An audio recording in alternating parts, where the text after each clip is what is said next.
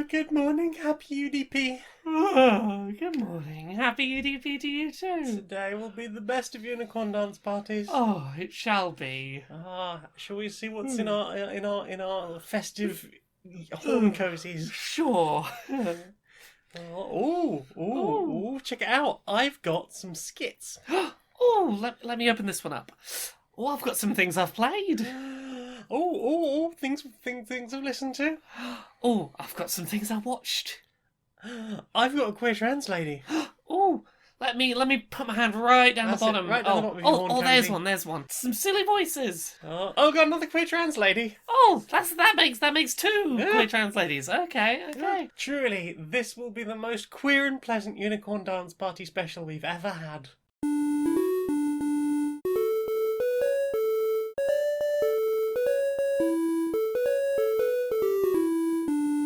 Greetings, strangers, queer and pleasant. I'm not Laura Kate Dale. And I'm not Jane Aerith Magnet, and welcome to another episode of Queer and Pleasant Strangers. It's a podcast. Two queer trans ladies do a bit of a talk about our weeks and such, and have a silly catch-up. It's UDP week! It's UDP week. It's the festive holiday, It is. the festive time for us, and for many of you, but not all of you, but for many of you. It's the time when we celebrate the spirit of winter getting kicked in the balls by the spirit of the forest. Indeed. The great unicorn. By the time you hear this, at least in the UK, we will have started going back towards spring. We will have started getting slightly longer days again. Yep. We've crossed over the equinox. We have. I'm very thankful to be on the bit where it gets brighter, because Mhm. I don't like these short days. No. I feel sleepy at like 2 in the afternoon because I'm like, the sun's going down, it's bedtime. Mm-hmm. My brain is very tuned to what the sun's doing. What that sun do? Yeah. I Oh, mean, I won't daylight feel lamps. awake all day. I need daylight. I need some daylight. I need some sunshine. I need some outdoors. I need some warm, please. There's only so long that I can manage with daylight lamp. Yes. Like, enforced daylight will only get me so far. Mm-hmm. But until the natural sunlight comes back, we do have things we've played that will, keep us going through the long winter. We do. What have you been playing? I have been playing a bunch this week. Yeah. I'll start with some of the bits that I've played before and just happened to have gone back to. Ooh. All of EA's catalogue of games got added to Xbox Game Pass this week. Yay. And I went, you know what? I keep trying Mass Effect Andromeda and not finishing it. Fuck it. I'm going to play Mass Effect Andromeda.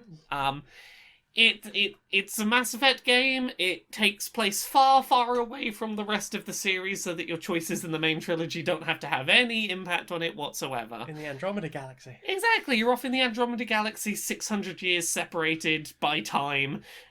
Let's just not worry about the original trilogy. I have some problems with it. Namely that it wants to be like Voyager. Hey, we're off in the distant recesses of space, meeting all sorts of new aliens and encountering all sorts of new problems. But also. But, like, basically the only species you encounter are the ones that you brought with you from the original trilogy, which makes it very... It doesn't feel like you've gone halfway across the galaxy. It just changed the set. Yeah, so there's one new friendly species, and then there is the enemy species that basically never talk and just try and shoot you because they're evil and that's what they do. They're evil for evil's sake. You got the evil sort of bug people, and you've got the slightly cat-faced people with the big tubes on the side of their face, who are the nice ones. Multifaceted. But like every other species they brought from the original Mass Effect trilogy has basically the same arc that they had in the original trilogy, which is a bit of a shame. But mechanically, it is the most fun of the Mass Effects to play in terms of moment-to-moment gameplay. Okay. It is a satisfying sort of action shooter RPG. I think a lot of the individual quest design is very good. Personally, the thing that like I have been very much enjoying about it is where the original Mass Effect is go do a mission, then leave, and like everything feels like you've landed on a planet, here is a series of corridors we've told you can go down and you complete the mission and you never come back to this planet. Andromeda much more tries to make each of its planets an open world to sort of explore at your leisure and find quests as and when you will and pick what order you complete them, and The whole concept is you've arrived in the Andromeda galaxy and all of these planets that seemed very promising to land on 600 years later not doing so great. Just try and get these planets in a bit of a better state so you can wake some people up and start settling in a new home. Wake them up inside. They can't wake up because there's nowhere to put them and no food to feed them right now. That's alright. What better to do in that sort of circumstance than destroy the hydroponics lab? Yeah, there was a whole side quest where some people were like, I want my mum to get woken up and she's not due to get woken up for a while, so I'll break hydroponics if you don't wake my mum up. Was quite a quest. But yeah, I have been very much enjoying it from the perspective of that bit of my brain that likes to 100% things and clear things and methodically do things. It's, here's a big open world map. I'm just going to spend a while zigzagging across the map in a very methodical pattern, completing every single quest I find until the planet is 100% perfect, and then I move on. I think this is the reason I didn't get through it last time, is because so much to do, so much to see. So much to do, so much to see. I was very much... It is not a game I'm going to rush through playing that way. No. And I've had to just accept, if I'm going to get through this, I'm going to have to just take breaks every now and then when I'm like, oh, I'll play too much of it and then come back to it. But I'm having fun going around space, solving people's problems, scanning every single planet so that I get a little 100% on the galaxy, that I've found all the minerals in the universe, and... It's been fun. What about you? What you been playing? We played some more Root. Yes, we did. We played with the Clockwork expansion. Yes, which is basically automated factions that you can play against, sort of AI factions. Yeah, it's so far we played with the Electric Eerie and the Automated Alliance. Yeah. And you had a chance to play as the normal Eerie. I played as the birds for the first time. With their whole engine building mechanic. Yeah. I think I did quite well for my first try. I think so. I will say of the two factions, I think the cats are the more immediately easy of the two to pick up on how you get to your win condition. Yes. Like, the cats, you can have a few turns where you're not playing optimally and still go, oh, okay, I've not lost too much time by that, and you're alright. The birds, you kind of have to know what you're doing and do it right the first time. Yes. Which is why it's one of those ones where I certainly felt like almost immediately after the first game, it's like, I want to do this again. I know what I need to improve on. Well, I think I did quite well. I only had one of my decrees collapse. Yeah. And I was within a turn of winning. I think the issue was if I'd kept my first decree going for one extra turn, I probably would have had enough points to win. I deliberately did not let you keep that going. Yeah, that's the thing with the birds. You very much, once you've got a good decree going that is earning you good points, every single turn you can squeeze out of it before it collapses makes a big difference. Mm-hmm. But it is all right there for everyone to see. So yeah. If somebody's very concerned about your power levels, they can just go, I'm going to put myself in a place where you can't do one of the things. It doesn't matter which one, just one of them. And all of a sudden, I know that your decree is going to collapse next turn. Yeah. Like, I needed to be playing slightly more aggressively because I had really good recruiting power and I needed to, earlier on in the game, throw more of that at you. Because that's the problem was... I was recruiting really well, but I eventually ran out of tokens to recruit, and I needed to throw myself into some fights to kill some of my own units so that I'd have them the next turn to recruit. Yeah. But like I feel like I very much am getting the Eerie. Yeah. The Eerie feels like one that definitely needs a high staff turnover. Yeah. But I very much enjoyed them. I found them a lot less daunting than I imagined. They're definitely not as scary to pick up as they seem. The cats can't build for shit. Like, it just doesn't feel worth it. Like, invest in getting things that will get you more cards. Yeah. Invest in things that will get you the highest number of points. You see what I mean? Yeah, 100%. Like, I was like, I've got all these great cards. I could be building things, but why? I could just rush to the end. Yeah, that's the thing with the cats, is that you've got your three things you can be building, which is the sawmills, which are great because they let you build more of your buildings, which is your point scoring thing. Mhm. You've got the recruit, which is like, yeah, let me make as many things with as few actions as possible so that I can overwhelm. Mhm. But then, like, that third action, it's like, I could use my cards to build and get little points here and there. Or I could just keep my hand with a good variety of types so that any time my units are destroyed, I can just send them back to the base. Mhm. Seems like a much better use of your Yeah, cards. 100%.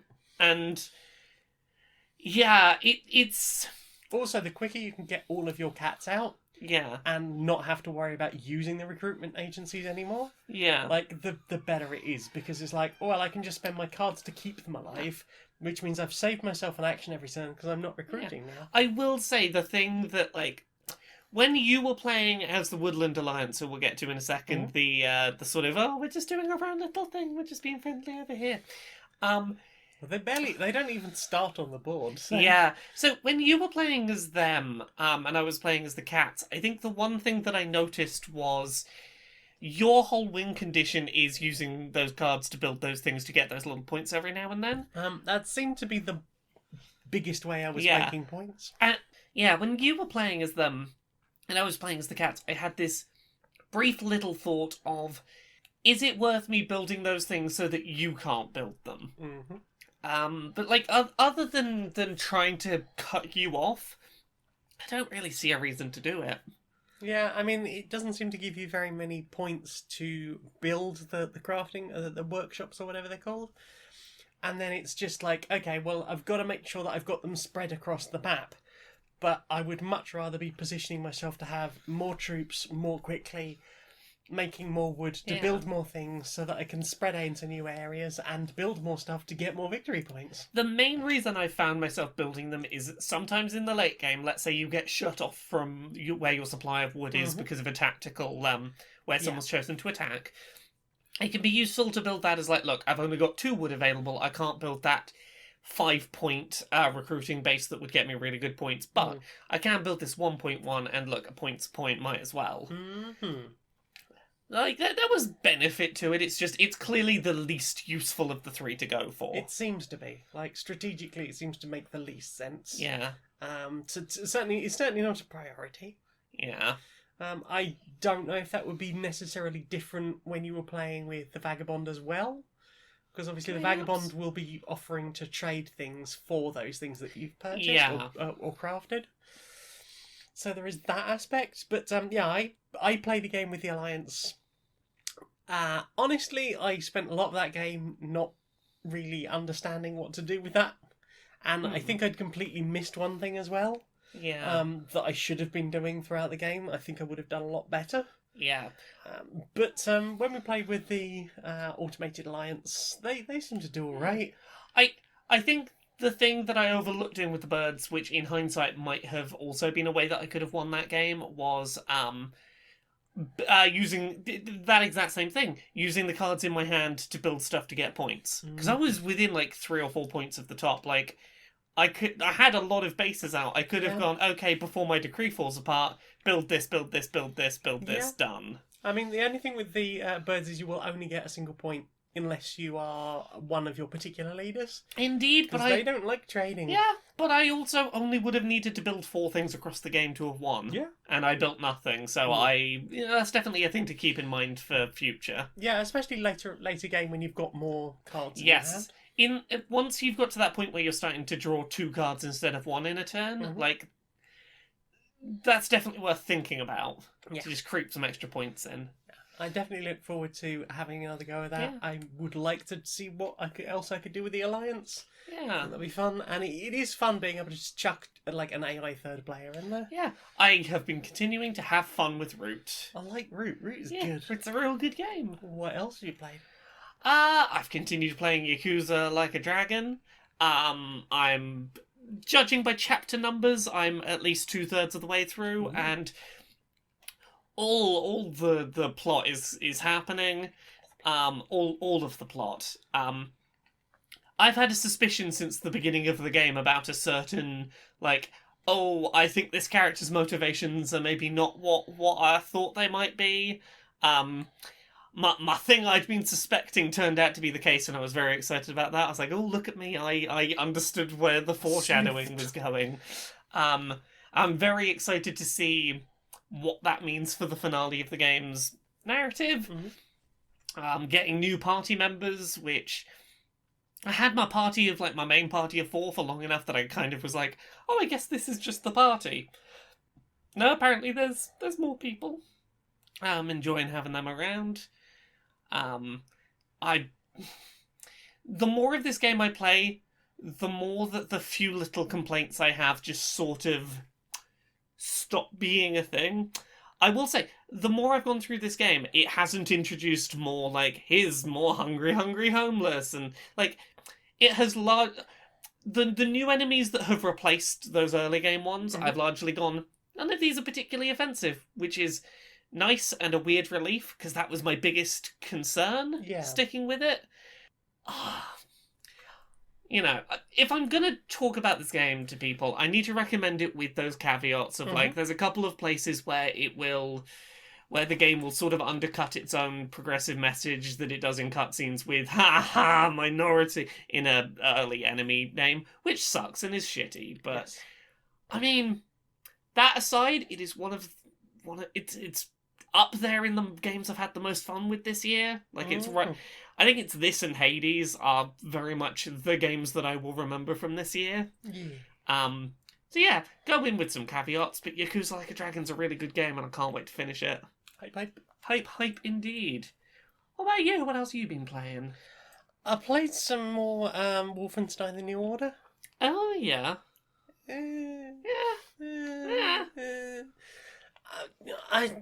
I keep finding scenes where it's like they'll be like, here is an area, go in and do a normal fight. Yeah. Cool, that's fine. Here is an area, go and explore a bit. Cool. Oh, now you've just got to do this, basically a QTE. There's this thing that will insta-kill you if you don't do what we want you to do immediately. What do you want me to do? Not going to make that super clear. Okay. And then even when we do make it super clear, how you do it won't necessarily be any clearer. Like, there is a mission quite early on where you are trying to break into a prison.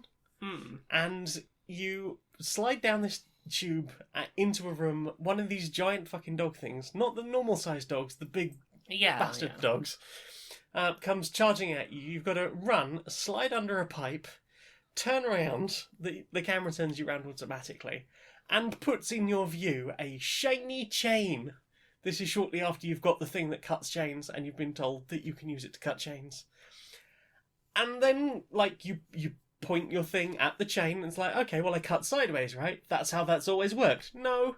To get through this particular bit of chain, you have to cut lengthways along the chain. Oh! In a way that's not been done anywhere. So I died like 15 times.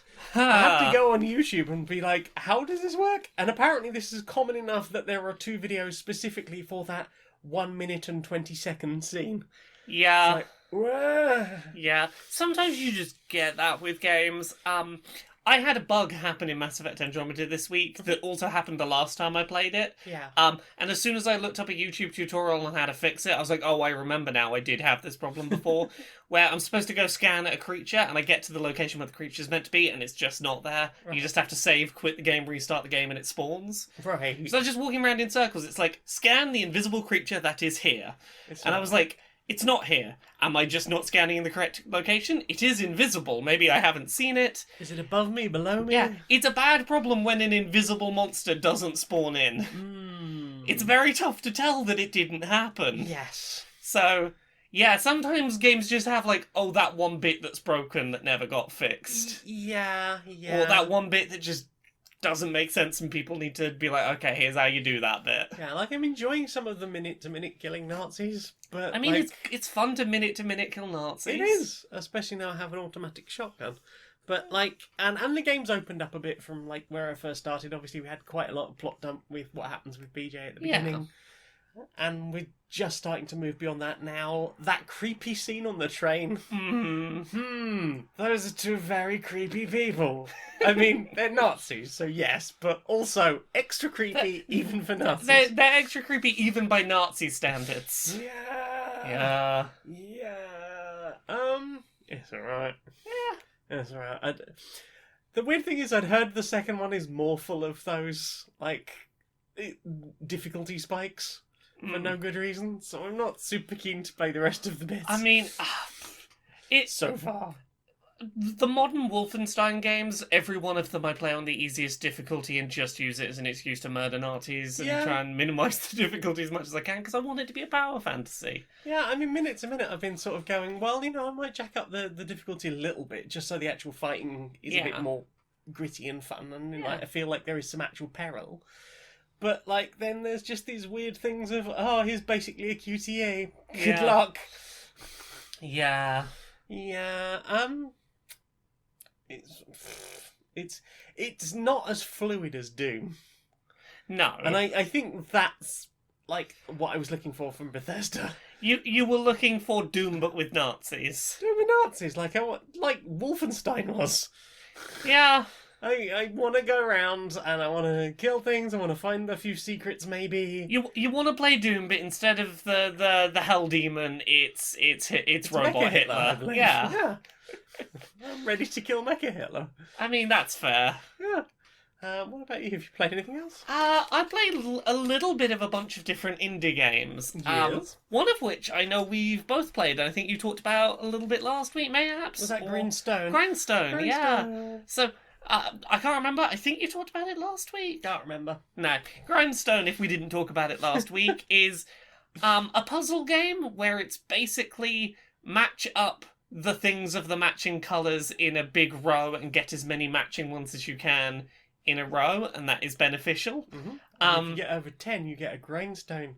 And then if you chain through that grindstone, you can change the colour of the things you're attacking. So yeah, exactly. You're trying to get chains of at least 10 so that you can create these gems that will then let you get even bigger chains, because it's like, well, I couldn't... this is as big a chain as I can get, but I then get the grindstone, now I can do a different colour, and it keeps the chain going.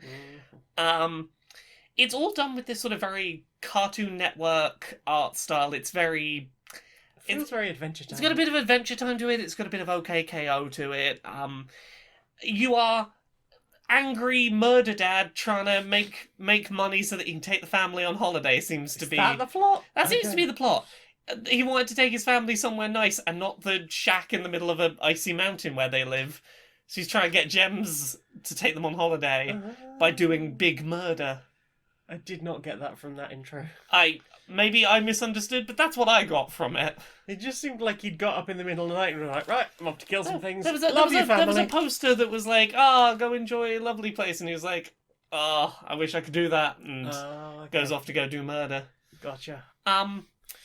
It reminded me of a lot of Sushi Strikers, which was a game that came out on the 3DS and the Switch a few years ago. Same sort of concept. I don't like this as much as I did Sushi Strikers. And I think the reasons you've been liking it less as you've progressed are the same as the reasons I've been liking it less, which is the way it increases difficulty isn't always fun. No. The game... Okay, so again, all you're trying to do is you're trying to build up these chains of attack as many monsters of the same colour in a grid as you can. Kill enough of them, the door opens to exit the level. There's some bonus objectives you can try and get. Mm-hmm. But the way they increase the difficulty is they start putting in unbreakable blocks that mean that you can't move in certain directions, or blocks that require such high chains that it is almost impossible, especially if there's a lot of them and unbreakable blocks. Yeah. And they'll start loading in... the starting arrangement of creatures will have fewer connected chains from where you start, which makes it more difficult to get that first 10 to get the ball rolling. I don't really like the method by which it tries to make itself more difficult, which is a shame, because I really like the core gameplay at the start of the game. I like the idea. I just don't like when it's like, okay, well, we're going to drop you in a level where you can only really get a maximum chain of like 2 at the start, and you have to spend a lot of time not doing the cool thing until the cool thing can happen. Mm. I like a lot of its mechanics. I like the whole mechanic of enemies can attack you back, so you have to not end your movement on a space where enemies will attack, and the longer you stay in a particular level, the more of those will spawn in and the fewer safe spots there are to land. I like that in concept. I'm enjoying it less the more I get through it, and I'm pretty early in it still. Yeah, I mean, I think I'm slightly further ahead than you are. I've just got to the second boss. Yeah, I'm like a third of the way through I've gotten past the first boss, and I'm about a third of the way through the next Okay, world. you played a bit more then. Yeah, I've played a bit more. I'm catching up a bit. Yeah, I think it didn't help that it felt like in the especially in the first world and the beginning of the second world that you very much could get everything on a level. Like you might have to try it a second time to make sure you got like one particular item, but it felt like you could clear a level eventually. Yes. And later on, because of those like things that require a 12 chain to attack them, or the things that will keep spawning other enemies, meaning that you've got like a line break, and then that those things require a certain amount of chain before you get to them. So it's like you've got to work up to getting them, then you've got to get out of them, and then it's like, oh well, now I can't do the thing that would have got rid of the thing that keeps spawning them. So I can't really progress with this level, or I'll have to come in, get one thing, come in again, get another thing, come in a third time, get the third thing. I think you've hit the nail on the head. I stopped enjoying the game as much when I started to feel like I have to just go for the exit.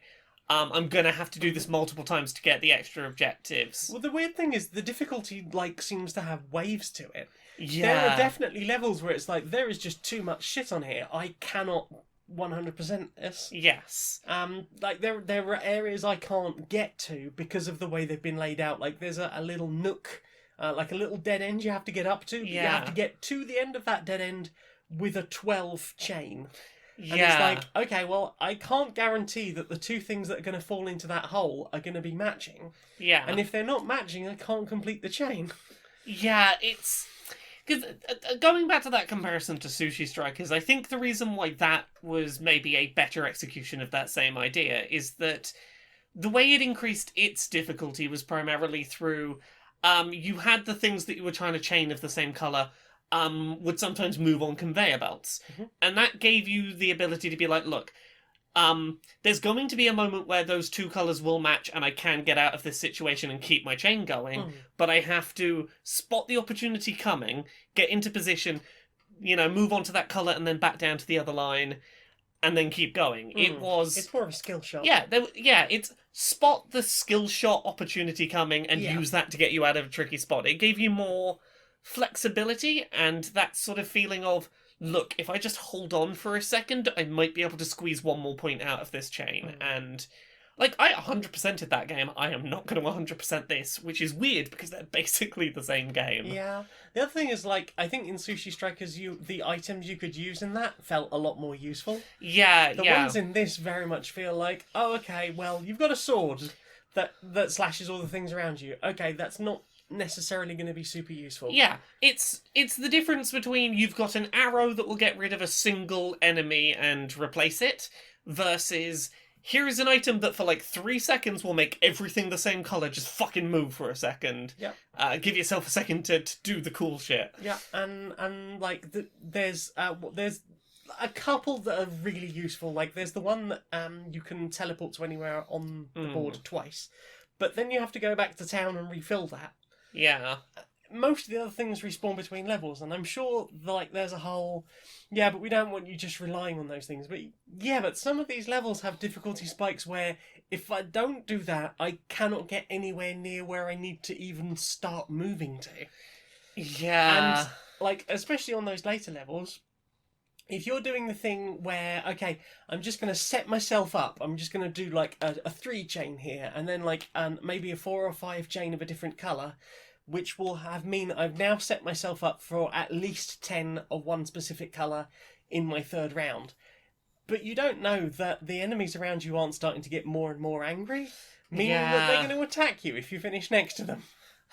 Which on later level could mean anything from, oh, it's just one thing that'll do an attack if you're orthogonally connected to it, adjacent to it, to something that can attack all the points around it in 8 directions, to this thing just sweeps across the map, steals all the treasure, and then goes to a different place, and if you happen to be in the way of it, you're going to get hit.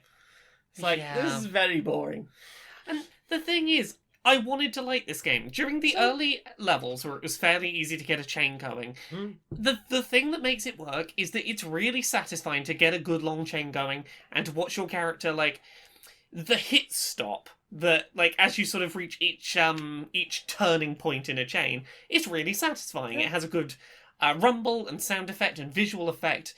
He sort of speeds up as he goes along the chain. Yep, and then sometimes it will do that really big wind up. It feels like you've done something really powerful and really impressive, and it feels really rewarding. And it's really annoying to go from, like, oh, I feel really fucking cool, to a few levels later, like, oh, I can't get more than a 2 chain, and I feel I just suck now. It's there's like the complete lack of any kind of fantasy, difficulty getting a chain going, and it just really just stops feeling fun. Yeah, which is a shame, because there's clearly a lot of love's gone into it, but it just I sometimes like games of this genre. This one just didn't do it for me. Maybe if the player board was bigger, then you could have like more things on it. Yeah, but it just feels like with the limited size that you've got, that it's not enough when you start filling it up with other shit. So, Grindstone, have you played any other indies? I have. I played a little bit of Dicey Dungeons. Ooh, how dicey are those dungeons? Pretty damn dicey. Yeah.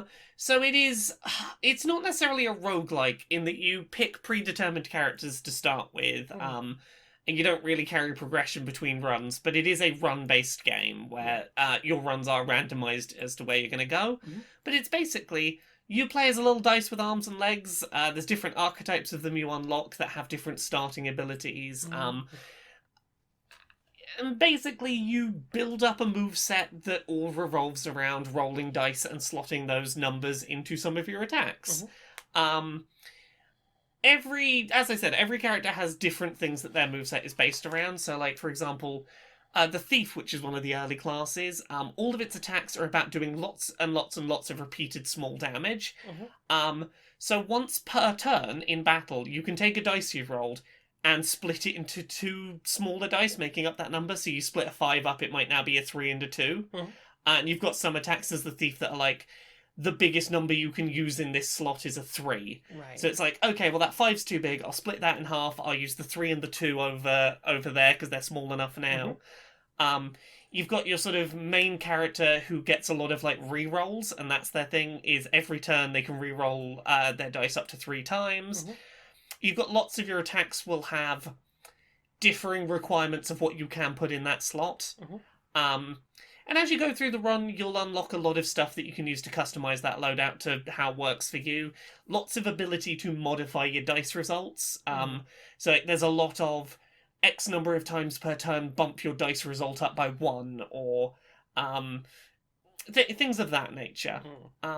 One thing that I really like about it is that, unlike a lot of roguelike run-based kind of games, you know, in something like The Binding of Isaac, if you find a new weapon and you're like, that seems really cool, you pick it up, you have to leave your old thing behind.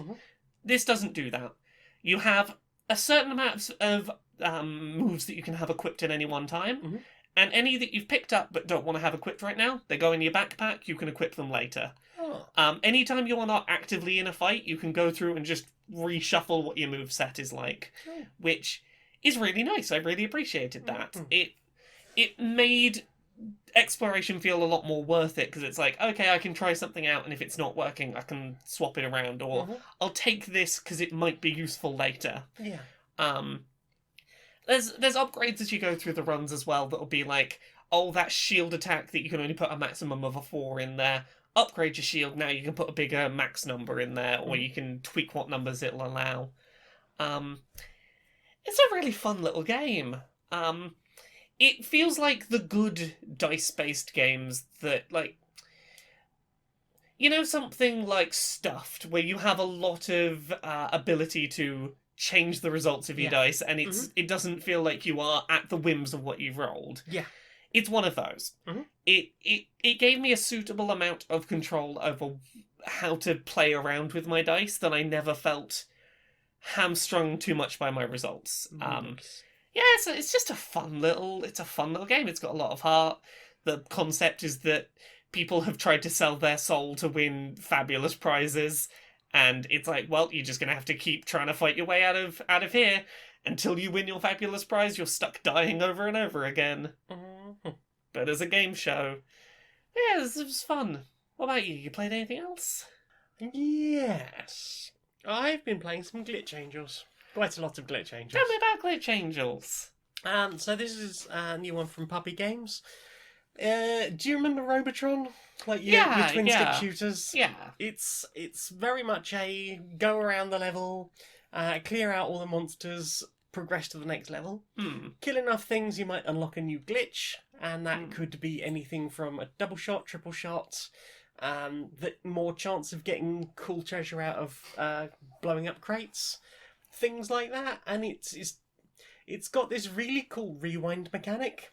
So when you die, you have a chance to rewind, and when you've completely run out of rewind power, that's the end of the game for you. Yeah. So it's nice for someone like me who is bad at twin stick shooters and any kind of bullet hell, because there is quite a lot of bullet hell in this too as well. It feels like I can genuinely make some progress. Yeah. Because rather than going, oh, you died, back to the start of the level for you, you can go, oh, okay, you're still in the situation. Yeah. Learn from him. Yes. It's... I always appreciate the ability to rewind just a little bit and try the thing again. I think I said this to you while I was playing it a few weeks back, but it's why I really like Forza Horizon 4. Yes. I really like that, hey, don't feel like you need to restart this whole thing because you fucked up one turn. Just rewind, you still have to make that turn, just do it better. Learn from it. Yeah, I really like that mechanic about it. I think the artwork's beautiful. It's got a weird sort of CRT bend to it and scan lines. Oh, nice. Really nice bright neon colours. It's very pretty. I'm not sure if it's great for anyone with photosensitive issues. Probably not. Probably not. But yeah, it's a great fun little game now available on Steam. Yeah. I had lots of fun with that. It's one of those, like, just one more run. Just Yeah. I feel like I could do more, get a higher score, and just and unlock another glitch and do it. Will I eventually unlock more people? Because you can change angels, and each of the angels has different powers. So one of them might have like a dodge, one of them has like an area of effect thing. Yeah. So, yeah. So I'm going to play some more of that. Nice.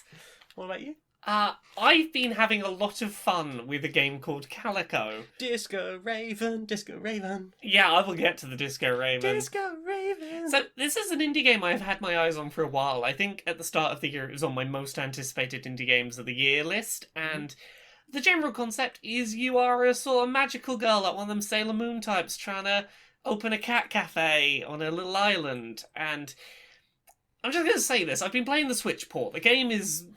broken. It's broken. It is broken in a lot of ways. There are problems with the frame rate, and there are problems with character movement, and there are things that will glitch out and break, and there are things about it that fundamentally just feel unfinished. Rubber band cat. Yeah, I'll get to the... Don't worry, I'll get to the rubber band cat. Yeah, So, the idea of the game is you go make friends with all the residents, you do little quests for them, you open up the island, you steal make their friends with all cats. the cats. I've not been playing the main game. I have been playing Steal All the Cats. Right. So you're dropped onto this island, and very much there are just wild cats roaming around the island, and you can go find them, and It's like Greece. yeah, some of them already have names, and you just pick them up and you go, you're coming with me now, you're my friend, and you make them follow you, and you have a little band of like 5 animals following you at any one Cat time. gang. Yeah, you just roam around town with this little like tiny kitten gang running after you. It's adorable. So yeah, Disco Right. Raven. I'm going to start with the rubber band cat. So, Okay.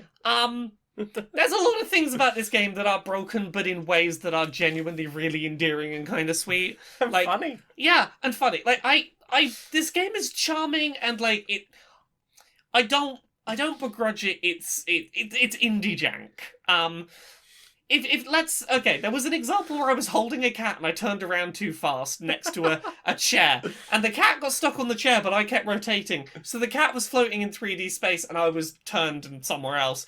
And I shuffled myself around a bit, and eventually the cat dislodges from the chair, Twang. just fucking rubber bands around me, and twangs around the room, and eventually back into my hands.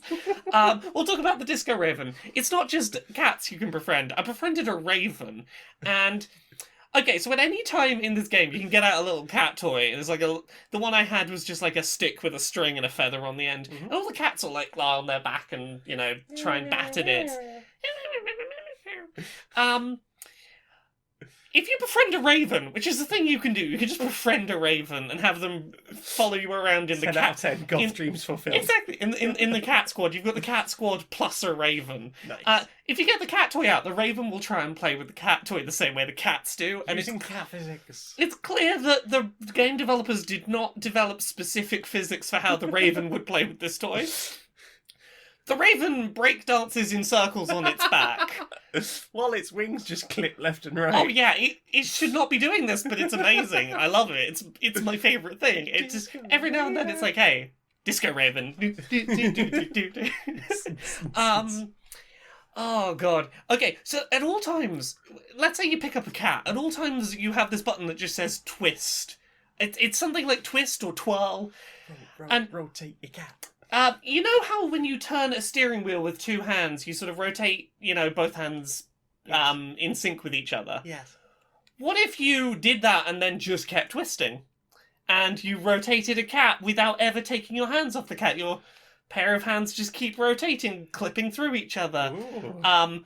Sort of clipping through your body. You can sort of twirl them above your head. I don't know why this exists. Why you would need to infinitely twirl a cat in all directions at various sides of yourself sometimes. It's like doing poi with a cat. It's the poi hand movements but with a cat, but sometimes the cat clips through you. I don't know why that function exists, but I love it. I met a cat called Pudgems who had very short legs and a very chubby face, and Pudgems is my new best friend. Nice. The quests are broken in the best kind of ways. So there was a whole quest line where some shop owner was like, oh, hey, I can't remember this character's name, but basically, hey, this person who's been working in my shop, I don't know what's wrong, but they've been doing really poorly recently with their work. Their work quality's gone really downhill. But, like, I don't want to say this in front of them, but can you just find out what's going on with them? The whole time during this conversation, the person who's being talked about is literally touching the NPC I'm talking to. They are, like, walking into them and, like, trying to walk through them, and obviously, because the conversation's happening, they can't go the way they were planning to. So, I talk to an NPC who's literally millimeters away, and then go back to the first NPC, and she's like, oh, I'm so glad you tracked her down and tracked them down and talked to them about this. I really appreciate it.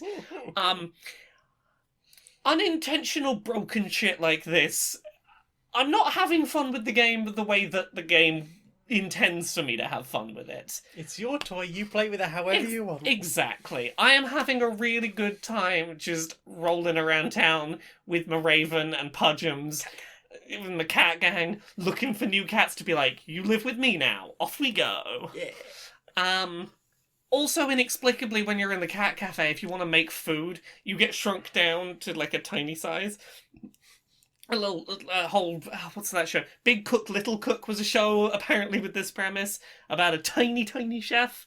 Yeah, you just become a tiny miniaturized chef and have to try and make the food by throwing, like, oh, this cupcake needs flour, throw the whole bag of flour in the bowl. That's how that works. I tried to throw the butter and I missed the bowl and I had to run after it because the butter moved very fast and I was very tiny. The hob in my cafe has heart-shaped hob rings.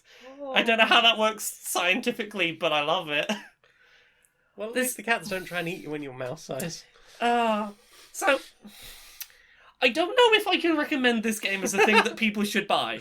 I have had a great time with it. I recommend Goat Simulator all the time. I've had a wonderful time with it, and I continue to have a wonderful time with it. I want to stream more of it. If you're the kind of person who is like, I want a silly but adorable thing to stream for a bit, you could do far worse than a few hours with Calico. Yeah. It's a very wholesome and silly time. Yeah, what about you? You played anything else? We played some more Queen Domino. We did play some more Queen Domino. Once again, you monopolised the queen. I did. The Queen was mine. I made a risky move at one point. I spent like a bunch of my money to get a bunch of castles when they were really expensive, And it worked. just to You secure the kept your queen. Yeah, I kept the Queen, and One day I'll get a go on the queen. I'm sorry. I saw an opportunity and I went for it. Yeah, you did. Yeah, I really enjoy Queen Domino. Very simple. Mhm. Still easy to fuck up if you're not paying attention. Oh yes. Yeah, we you're don't trying to fuck that up. Yeah, both of us failed to put 2 dominoes down at the end of our 7x7 grid. Yep. I like that it is I like that it is literally just put down things that match each other and try and get points. Yep. I like the way that the tiles that you choose to purchase in one round determine your order that you get to pick in the next round. Mhm. It's a fun, silly, like low brain game. Yeah, it was great fun. Yeah. Yeah, I very much enjoy it. It's nice short one. Doesn't require too much thinking, which recently has been quite handy for me. Yeah, same. No, I've been a bear of very little brain. Same. What else have you played? I think that's it for me. Yeah, Yeah. well then. Time for this.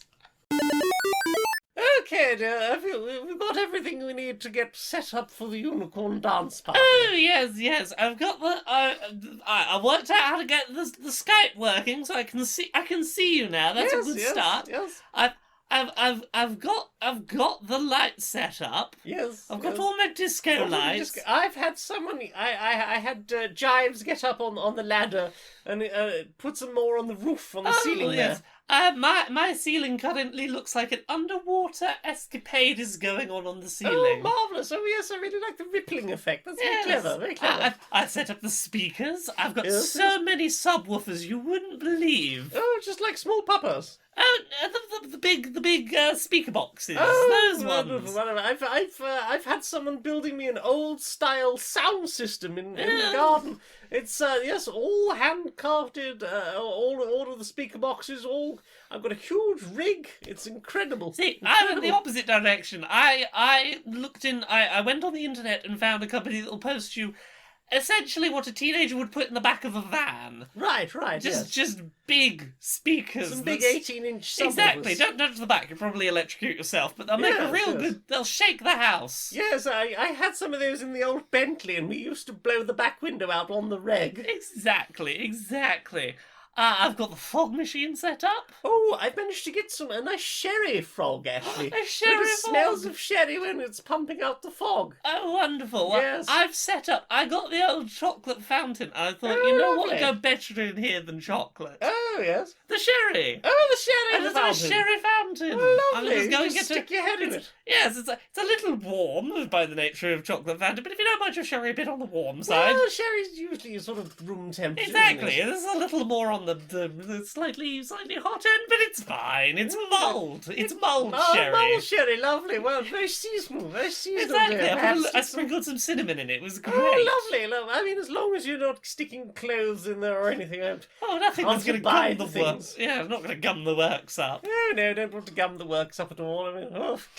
Oh, I goodness. don't see the appeal, honestly. Exactly. Right. Well, I am ready to wiggle the night away, dear. Indeed. I've just made this marzipan toot, so I'm ready for the evening. Oh, wonderful. Lovely. Right. Yes, let's party. Unst. Yes. Boots and cats and boots and Boots cats. and cats, throwing Boots some and shapes cats. in the house of dance. What? Yeah, Bah. Yeah. But you, have you noticed something? Yeah, milk. Yeah, there's a lot of cheese in here. Yeah, I had noticed. You know, it's not. You Like know. usually, block of cheese. Yeah, maybe a sharing platter of cheese. Is, Yeah. You know, if you, that's a lot of cheese. That's a lot of cheese. It does seem to have That's- been amassing. Yeah, I'm a bit concerned. It's not being eaten. It's just. Yeah, and every time someone comes in and almost grabs a bit, someone slaps their hand and they're like, no, not yet. Oh yeah, what are they waiting for? Are they building some kind of cheese army? Well, see, that was my assumption. That's why it's not yet. We haven't yet amassed enough troops for the dairy wars. Wait, does that mean we're going to be conscripted as well? That's what I'm concerned about. I'm concerned it's going to be us versus the cheese. Us versus what? But I mean, We're outnumbered at this point. I'm only a pint. I know, right? I'm just a little stick of butter. Just a little stick left, a Yeah. tiny knob. Exactly. That's a whole 8-pack of cheeses. That's eight packs of cheeses. That's 8 packs of That's cheeses. multiple platters. Look at him. A whole army of vegan camemberts. Oh goodness, that one's got garlic in it. We can't even Ah. conscribe the vampires to help us in this one. Right, yeah, I mean, usually they're very willing to stick up for us. Yeah. Anyway, I'm very concerned that, it all seems to be building up to today. Have you noticed? Yeah. It's getting very cramped in here. It is getting very cramped in here. Oh, doors open. The light! Oh, it's what they're all gone Oh, God. at once. At once. There's only one human in the house that likes cheese. Are they going Yeah. to eat all that cheese at once? That's a lot of cheese. Unless they're commanding that cheese to some kind of nefarious deed. Well, as long as it's not the dairy wars, it's all good by me. Well, I hope not, yeah, maybe if it was just a cheese war. Oh no, I'm now just picturing a gladiator setup. There's cheese on both sides. Brie. Well then, what have you put into your eyed meats? We've both finished watching Battlestar We did. Galactica. We did, and thank you to whoever created that watching order. It was definitely better than the last time I watched it. Yeah, it's definitely worth watching. What's it called? The Plan. Like During season 4, not at the end of season 4. Yeah, so it was. I think we watched episodes 1 to 11. Then we watched some other web series or something. Yes. Then we watched what was it? 12 to 16 or 12 to 15, something like that. And then we watched the plan, and then we watched the finale, or the last few episodes. Yeah. I will say this. I thought largely Battlestar Galactica had a satisfying conclusion. Mm-hmm. I think that all of the stuff to do with the action set piece element of the finale was really superb. Yeah. I think they tied stuff they'd been foreshadowing for a long time together really nicely. Mm-hmm. Got some answers about what was going on with Gaius and Sis. Some I will say this. I like the amount of answers they gave because it gave really good room for I have a really strong headcanon about this, but I can still theory craft about it, and I'm curious to know what other people think. I enjoyed the fact that I didn't remember most of it. Yeah. Because you kept going, well, you've seen this before. You know, I was like, I know that one person is a Cylon. That's the only thing I have remembered about this. Yeah. From I think I compare this to other stuff around that era that was coming out that was like, oh, it's a big mystery. Oh, what's the answer? Lost, for example. Lost is the big one I was comparing it to, and this infinitely better gets the balance of we're going to give you a lot of the answers, but leave a couple of things hanging. Just a little mystery. Yeah. I will say, the part of the finale where it slows down at the end, I can't put my finger on what about it made it feel this way, but there is a definite feel of, and then they did this, which was thematically consistent for them, because do you remember that they wanted this thing? Well, they got this thing! Well, if it's a hit, they wanted this thing and they've got it now. It very much felt like the D&D ending of Battlestar Galactica. Okay, we're going to go through every one of our main characters and everyone will get an epilogue separately. Not even...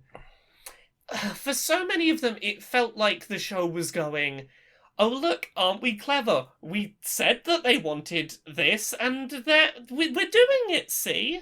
And there wasn't much there wasn't a lot of... I preferred the character endings where we actually got to see this is what you plan to do going forward. Mm-hmm. Not the ones where it's here is their end state, and that's why the end state's It felt like the show really wanted to hold your hand and go, did you notice? Did you notice that did you understand Yeah, this but bit? sometimes it wasn't even a case of did you notice, it was a case of 5 minutes before you see the thing that happens to them, here is a flashback of sometime in the past. See how they now have the thing they wanted. That was stuff that had never been seen before in the series. Yeah, it's... Which is why I specifically say the sort of D&D ending, because it Yeah. was like, so how do you want your character to get old or whatever, now that you've hit Yeah. level 20 and the game's over? It's a little bit... They were trying a little bit too hard to make sure that everything had a very pristine bow wrapped around it. And still leave just a tiny bit of But mystery. that's the thing. That's the bits I liked, was the little bits of mystery we had left, and there were some sweet scenes, there were some good scenes. I liked the ones that didn't feel like they were trying to hammer home too much. Did you notice what we did? Yeah, but there was also like I mean, there's been the whole thing that they have been the colonial fleet the whole way through through the series, and they were a group of mostly white people landing on Earth in Africa, and then being declared as mitochondrial Eve. Yeah. There are some implications about that brings up. Yeah, the whole idea that they there are some implications about I don't know whether some of the people involved in that ending could consent to the implication of how humanity began. It's an odd ending in places. Oh yeah, yes Yeah. it is. Yeah. I mean, I don't dislike it as an ending. Yeah, and I think like there's something we talked about at the time as well. Like I think the CG, it's not perfect. It's good enough not- that it was never distracting. Yeah, like it's good enough. There's a few times. I think there was one scene during was it Razor flashbacks where there's like a face just sloppily just sliding all over this mask prop Yeah. they've got on somebody, and it's just like, yeah, clearly they're not in that scene. Yeah. There's a few scenes where you'll see Cylons. If you ever see their feet, they're generally not touching the ground very well. Yeah.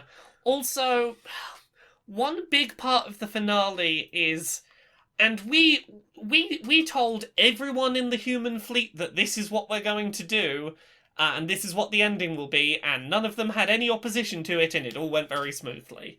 And that, Considering everything else that's happened in the show. there was absolutely zero legwork done during Battlestar Galactica to justify the idea that all of humanity would agree to the pretty drastic solution that is offered at the end. Like, I think compared to what they had before, it was probably a lot better. it was, but like, And the fact that their only defender was falling to pieces. I feel like there needed to be like a 2-minute conversation where, like, you know the big galactic politics room the that quorum. that Everyone died. Okay, yeah, but some equivalent of like, here is all of you. Here's a bunch of people stood outside, like stood in the hangar bay of the ship or something, and at the very least, the higher ups going, "This is what we think we should do," and there's some, no, we're not so sure about that, and then, look, these are your alternatives, and they go, "Oh, actually, okay, fine." Like, it felt like there needed to be some. How did you get everyone to agree to this? Because you glossed over that real big point. Yeah. I like Battlestar Galactica a lot. Battlestar Galactica. I have quibbles about I don't its want to go ending. on and watch Caprica at any point. But No. like I've heard that it's what if Battlestar Galactica, but without the Cylons and set in the 1920s. Fantasy the 1920s. I have no interest in that. No, not really. No. I hear the cars are quite cool, but apart from that, I'm not interested. glad I watched Battlestar, and its ending could have been far worse. It's not a lost ending. It's No, you know, no. it's a decent enough ending to a very good show. Yeah, and you know, like, writing a decent ending can be very hard. Yeah. She says, realizing that she's got a very big ending coming up that she's gonna have to write. Yeah. Enjoy polyamory. Speaking of things to listen to in polyamory, we did a one shot We did. with that Austin Yoski Yeah. and our usual polyamory crew. We did the little hour of unicorn silliness. We did the tale of the very first unicorn dance party about how 4 unicorns were charged by the spirit of winter to go and kick winter in the balls, Yay! and you did it We did it. in a tank. It was very silly and enjoyable. It was very silly, very enjoyable. Go check that out. It's on my SoundCloud and my YouTube. Yeah. Bye. Did you watch anything else this week? Did I watch anything else? We watched a thing over dinner together. Yes. Yes, we. Yeah, so Sweet Home is a new series that's just started airing on Netflix. It is a Korean series that has been overdubbed in English. Mhm. How would you describe Sweet Home? It's a grimy, dirty B movie esque. So you can't tell if it's supposed to be serious or slightly B-movie. Oh, 'cause I there feel are some like it's acting meant choices where I'm just like, nah. like the very silly man who had to go press the shutter. Yeah. I think it's meant to be silly, but like here's the thing, when it's being creepy, it's very effectively creepy. Yeah, like again, it's another case if the CG isn't fantastical, Yeah. but like they've done a really good job, and it's manages to remain creepy and Yeah. Here's how I will describe the premise based on having seen episode 1. Imagine a really grimy tower block with some weird, unsettling, potentially supernatural shit going on. It's like it's unclear if is that person just a bit weird or is there something mysterious happening. or is that person like having some mental health problems of their own and seeing shit. But yeah, then the world ends and everyone's trapped inside this grimy tower block with some concerning people to be trapped with. Mm-hmm. There's a weird disease maybe going through the tower block where your nose bleeds and then you become a monster, maybe. Maybe. Don't fully understand. Yeah, there's a lot that we don't know yet, but they do a good job with the unsettling movements of their monsters. Yes. Creature design is also very there's a lot of like movements that stutter and skip frames, which is always unsettling. But there's also like Jacob's Ladder shit. In there. Yeah, but I think there's also like we made this slow and then sped it up to regular speed so that it just doesn't look right. Just uncanny. Yeah, vague twitches. It's got some good stuff with. It does the thing that it's a horror trope and it's been done before, but they did it really well here. The person banging on the door for help that you know is going to be like, don't let them in, they are the creature. Don't do it. But like the acting performance was really good on that. Oh yeah. They did a very convincing, please fucking let me in, I'm terrified. Yeah. Yeah, it is unsettling and tense and then at times hilarious. Yes. There's a whole like action set piece to music toward the end of the first episode that was like not only funny but just like very well choreographed and very tense still. It had like a good build of drama. Yeah, it was good sort of like making do with what you've got drama. Yeah. And just the fact that it had been that whole sort of 10 minutes of, we need to get out of the building, back in the building, everyone back in the fucking building, Yeah. Oh my god, yeah. Like, they're trying to get out the building because there'd been a monster in there. They open the big shutters and it's like, oh, there's a monster outside. Fucking shut it out. It was really fun. Yeah. I can't quite put a pin on what kind of tone it has or where it's going. I can't nail it down from episode 1, but like I had a good time. I think we should recommend that to Jim because I reckon they'd really like Oh, it. Jim would be into it. The mark of a good first episode of something, I couldn't look away. Like, oh yeah, I was like, I should really be writing some skits. What the fuck just happened? yeah, it was not a thing you could multitask and look away from the screen on. Nope. Have you watched anything else this week? We caught up with Discovery. Ooh. Discovery continues to be good. Yep, continuing to make everyone cry. Well done. We had a 2-episode diversion to a different plot for a bit, and all that made me think about was that recent 2-episode arc in the most recent series where they go off and do something completely different for a minute. I'd take a whole series of that. Yeah. Give me a whole series of that. I want that spin-off. Yeah, I want that spin-off for a whole season. Mm-hmm. I want to see grimy Star Trek. Also, it was quite fun to have that whole. As soon as we heard a certain sound clip in that, we both like, I bet that's classic. I bet that's classic Trek. Yeah. We Google this on the Trek wiki. They mentioned a thing, and it's like the way you said it sounds like I should know what it is, and the sound clip you used sounds like you've used it. That This is a famous thing from the original series, isn't it? This is a TOS thing. And we were correct, it was a TOS thing. They were not subtle about, it's from TOS.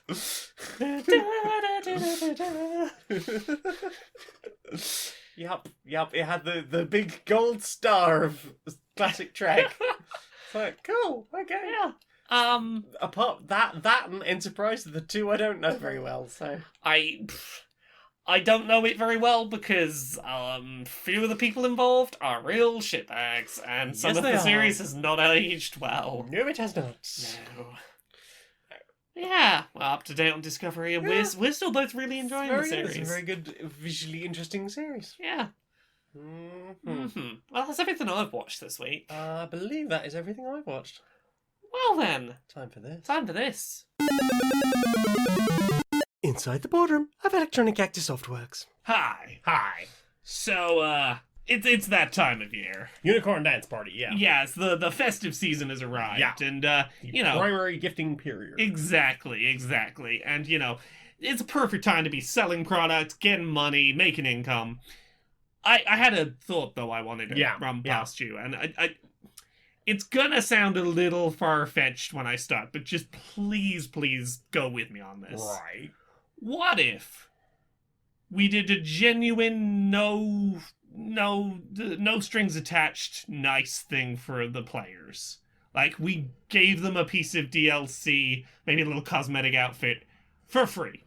There's no brand deal associated with it. There's no, secret signing you up for a free trial of something. We just give them a piece of DLC that is, festive in nature as a festive gift. Right.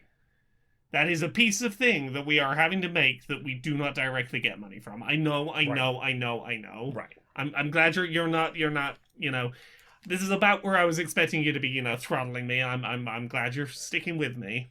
I'm willing to hear you out. I'm willing to hear you out. So, on the surface, Yeah. we have done a nice thing, not expecting anything in return. Right. Actually, what we've done is buy ourselves some goodwill and made ourselves look like we have done a genuinely nice thing with no ulterior motive, when the ulterior motive was to make us seem like nice people so that, people forget the bullshit we did last year and kind of give us a bit of grace into next year. Oh, thank God. I really thought you were going to say something along the lines of visited by 3 ghosts who showed me the error of my ways. No, I got visited by the 3 ghosts. Yeah, because we have a whole department for getting rid of those ghosts. Yeah, no. I didn't need the department. They come to the executives every goddamn year. I turned around to them and just told them to go fuck themselves. I don't care if you show me my own gravestone. Yeah. I'm gonna die rich. I mean, that is a nice gravestone. I know, I watched right? you pick that out. Exactly. I can afford a good gravestone, and people will remember my name because I'm rich, so it's fine. Right. And my wealth will pass down to my children, and they will be rich too. Oh, you're passing it down to your children. I'm being buried with it like some kind of pharaoh. Well, Fuck see, them. I mean, I get ya. I appreciate the sentiment, but also, I love the idea of intergenerational wealth and keeping it away from the poor people. Yeah, I was going to keep it away from everyone. I mean, if they bury you with it, they reprint it. Like, that's money that's gone out of circulation. If you give it to your kids, they can hoard it too. I'm not telling them I'm buried with it. No one will know. You are a fucking genius. I know. Eric, our new sponsor! Who's our new sponsor? Well, do you like fasted food? I do like fasted food. Do you like like walking past a KFC, just that smell of original herbs and spices? Yeah. Or the smell of like a McDonald's that you're not actually inside. You're not that one. Worked in McDonald's for too long. Okay, Can't stand the smell. fish and chips, Oh, maybe. yeah. Going past a nice Indian, getting a nice smell from the Indian restaurant as you go curry. past. Yeah. Curry. Yeah, I do like a good takeaway smell as I go past. Umami. Exactly. Are we sponsored by just these restaurants? Who's our sponsor today? Well, this week's sponsor is fast food scented Yule logs. .lol.net. Oh. Yep. Oh. What if you had a Yule log that smelt of like just fish and chips or curry or burgers or chickens or chicken burgers? I guess. Your whole house can smell of it. See, you were a second ago were talking about the whole working in a McDonald's and the smell thing. Yeah, but what if it was KFC? You can get one that smells of a double cheeseburger and fries if you want. But... I mean, the smell of KFC is great, but I'm worried that I might run into exactly the situation you've described of, oh no, now all of my clothes and my sofa smell of KFC, and I can't get the KFC smell off. Yeah. Oh, You reckon that'd be better than McDonald's? Do you reckon? I wasn't traumatized by working there for 3 years. It was the work and not the smell that caused the trauma. I It was see. both the work. I think it was the two combined. Okay. And now the okay. smell is like a Pavlovian response. Well, in that case, sure, a fried chicken scented sofa that we now live with. That's also the Yule log. Remember what we're selling here. Yeah, it's a Yule log. Yeah. We're gonna light the Yule log, and it'll crackle in the What? fire. And don't set fire to it. no. Chocolatey goodness. Nom nom nom nom nom. Oh, mini rolls. Yeah, like a chocolate log. Oh, It's a Yule log. I thought a Yule log was the log you put on the fire in the festive time. I think so, but now they just make the log out of little chocolate roulade thing, Oh, and then they cover it in like fudge sauce and dust it. But now it Oh. also smells of fried chicken. I completely misunderstood what we were being sponsored by. We're being sponsored by Dessert. Nom, nom, nom, nom, nom. dessert that. Wait, those little chocolate rolls, but it tastes like KFC. Like a bigger one of those. And they've cut like one end off it a little bit, and then put that at a jaunty angle, so it looks like it used to have a branch. So on it. I take a bite out of this big Nom, nom, Swiss nom. roll, and oh no, it tastes of fish and chips. No, it tastes of chocolate, but it smells of fish and chips. Oh, that is very specific. It's I very see. specific. Yeah. It's a long copy here. Yeah, okay. Does it say in the ad copy, will my fish and chip scented chocolate dessert, will it smell like it's got vinegar on it? I think Like, they how do have one they- with one with salt and vinegar. Also, they got here's the salt version, here's the vinegar version, here's the nothing on it. There's even a kebab one that comes with a little in brackets thing that says, "You want chili sauce?" Yeah. Mm, Okay. yeah. Where do we get these terrifying products? Oh, as I said earlier, it's fast food scented yulelogs.lol.net and enter the code QNPS148. Oh, we're very close to a very specific number. Apparently so. Apparently so. So that Yeah. Do you want to do that? Yeah. Get 10% off your first funky smelling chocolate log. My I imagine that's got to do weird things to your taste buds, because obviously a lot of Yeah. taste is with my, smell. My senses are very confused. They are. Obviously, it's also probably at this point a good test for Corona. Yeah. Oh, delicious chocolate log. Nom nom nom nom. Oh, No- wait. Nothing suspicious about this. Oops. Did you not notice that it smelled faintly vinegary? To the doctors with you for a nasal swab. So, what have you put in your ear meats? I've started listening to some podcasts that you've been recommending for a while, and I got around to them finally, so I listened to the first, 7, I think, episodes of Stellar Firma. How are you finding it? It's really fun and good, silly, goofy times. Who's your favourite character? Too early to say. Okay, that's fair. Trexel Geistman is a very, very amusing character. Very. There's a lot. He's a lot. He is. It's clearly a bit of a what's it? You have the funny man and the comic foil. Yes. It's clearly one of They those are the odd situations. couple, yeah. They are the odd couple. He's clearly the one who has the most room to work, but he's got to bounce. He's got to have someone to bounce it off, otherwise Yes. it doesn't work. He is the one who has no consequences. He is an overprivileged Yeah. posh boy, and there's David Seven, who at any minute might be recycled. Yeah. So yeah, for anyone we've mentioned this show before, but it is a 20-minute episode podcast about a couple of people who have to design planets, and they've got a deadline to do so on, and one of them could be recycled and replaced with a clone if they do badly. Another clone, because they are Another David clone. Seven. Yes, they are Implying David that Seven. there have been 6 before. Indeed.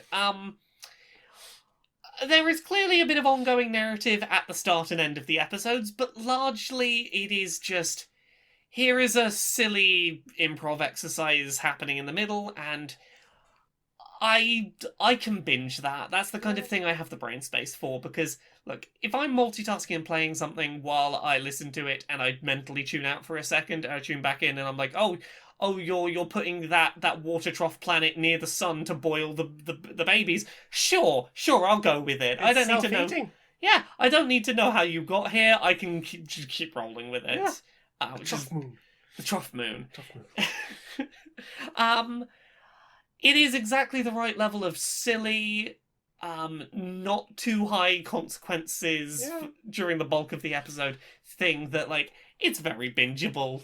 Yeah, I mean, certainly in the first series, it's a case of we got prompts from the audience about what sort of things they would like, and then we riffed on it, and we put Imogen lines in later on. And Yeah. every fourth episode, Hartro turns up to judge them on what they've done so far, and Yes. bullies Drexel. Yes.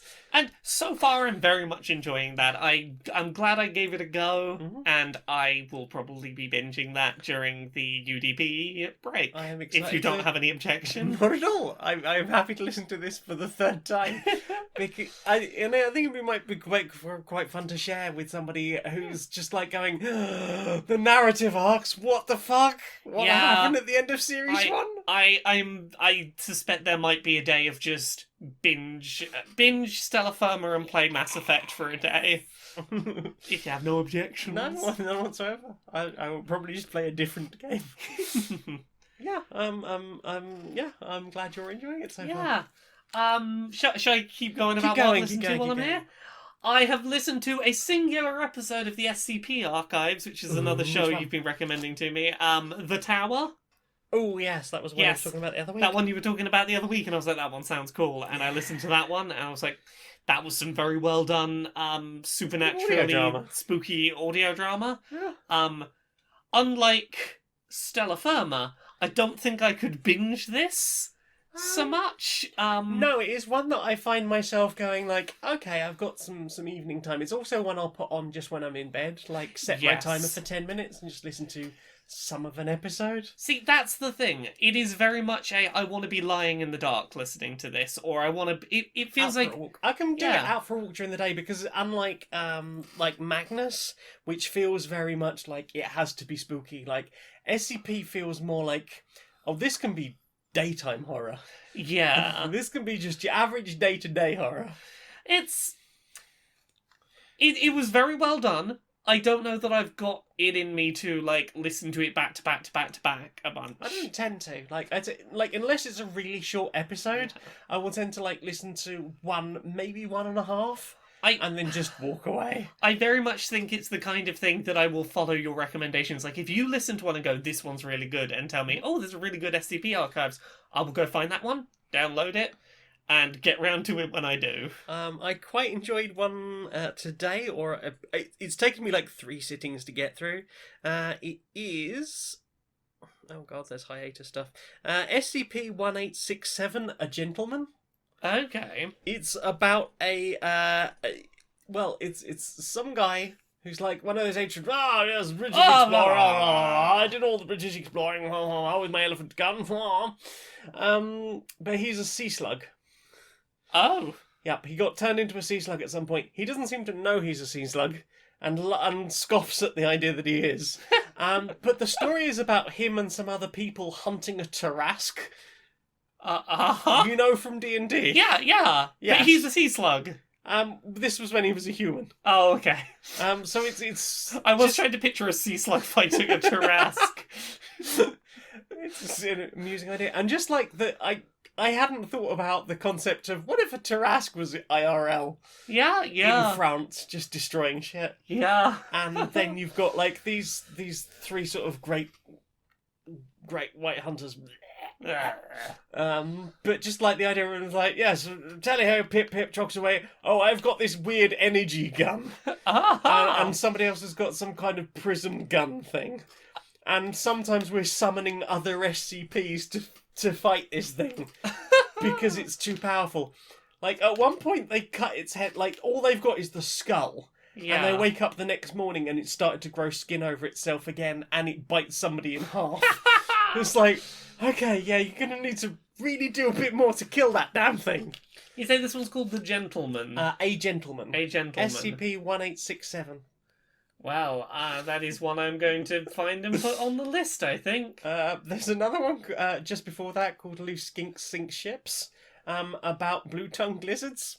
And they're all very jolly and happy and they sing little shanties. But there's also this sort of weird history about them, like how they got to be in the SCP vaults. Yeah.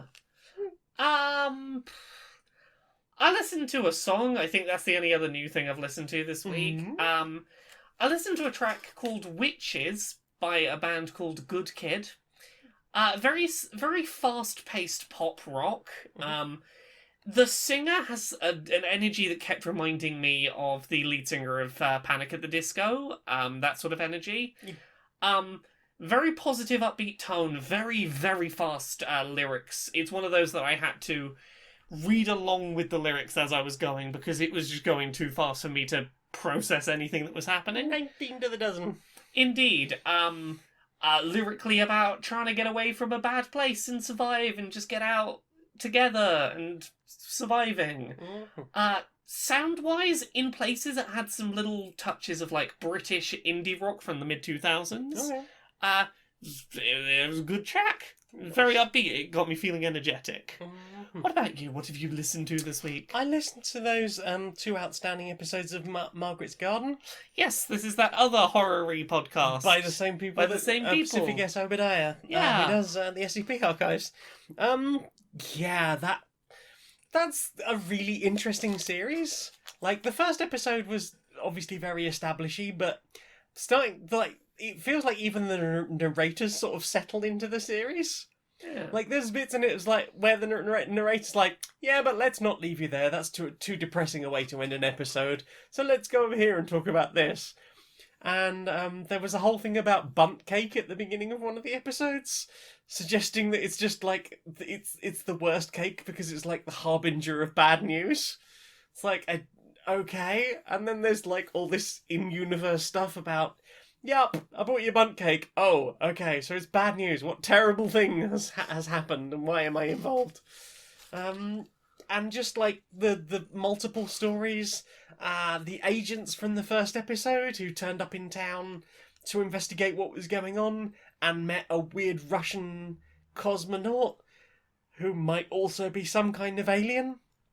And now it seems that horrible white people from a gated community in the 1950s have found their way into another universe and are forcing all of the creatures that live there to live in chronological linear time, which they're very upset about, and also that they're being, like, basically kept on reserves in their own dimension.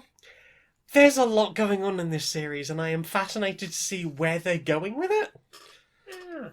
Yeah, so that is Margaret's Garden, and I think that is everything we listen to. We listen to some Legend of Zelda music, because it's always good to listen to some Legend Yeah, of it's Zelda always music. good background music. Yeah. Well then. Time for this.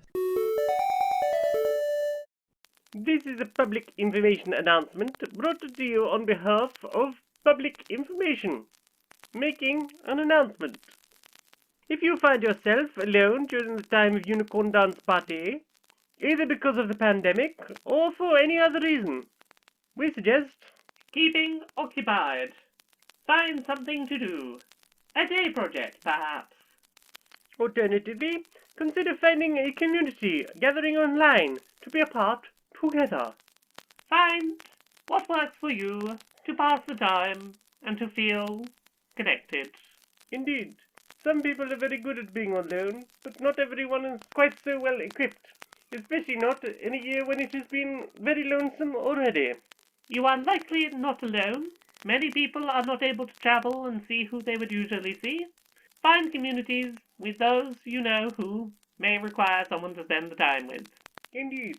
And if not someone you know, I believe XR are doing a whole thing where they're having a gathering for people who are alone otherwise. That's a lovely idea. Lovely. Perhaps you can even discuss environmental protections at the same time. This has been a public information broadcast.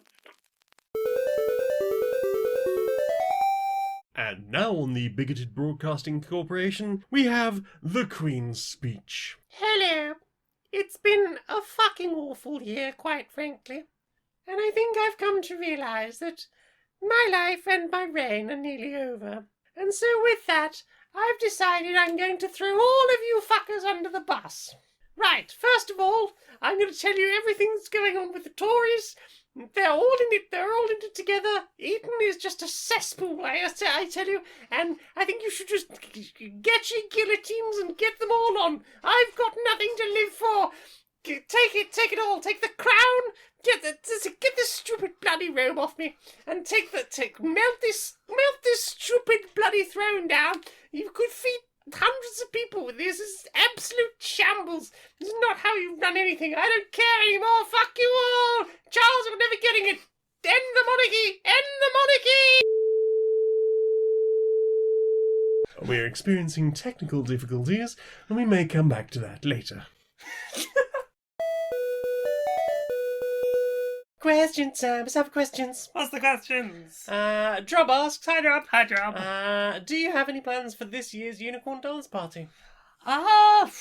Probably the same as past unicorn dance parties, I imagine. Dress Largely. as unicorn, dance, Eat many food, dance late into the night. enjoy recreational cheeses. Yep, have a very chill morning, probably. Very chill. Very chill morning, very food-heavy afternoon, very Mm. dance-heavy evening. Yeah. It's usually the way that we do these things. And then roughly repeat that a week later. Yeah, very much so. Pretty much. Those are largely our plans. Becky Two Hill. Hi, Becky, I love you. Love you. Also, not working is a plan. Not working. Yes, lying down, playing board games. I'm sure Laura will probably want to do some engagement with a certain gift or two. Who can say? I'm sure we will find Who out. can say what it might be? Mm. Becky asks, Laura, would you rather have a pet duck or be a pet duck? If I choose to be the pet duck, Mhm. I don't have to deal with the realities of owning a pet duck in a house. That is true. Yeah, because they're like, as much as I'm like, duckies, if you have a house duck, they're gonna shit everywhere. They are not designed to be a house animal. No. If I am the duck, that's someone else's problem. That's not my problem. I'd like to have that if you were the duck, that you'd be toilet chained. I mean, I don't know how much of my own sentience will still be there, or am I just I'm duck now? No, I have nothing, only duck. I think only duck. Which I mean seems like a pretty chill life. Yeah. You do flying, Yeah. take you down the pond, Yeah. Flap me little wings. flap me little wings, do a Yeah. little splish splash. Exactly. But it would make it harder to have a career. Why would you Although want one if you were a duck? I can do flying and go down the pond.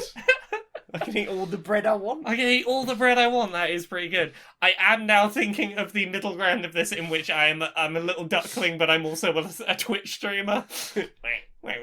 There's a little webcam of me hitting the keys. and- That's why you wanted the adaptive controller. Yes, so that I can still game when I'm a tiny duckling. There we go. That is my new career: is duckling-based streamer. I mean, the numbers for that would be astronomical. Oh, exactly. I am happy for you to take the income off that. You're probably never going to have to work another day. That's right. Well, I mean, I'll still be your assistant.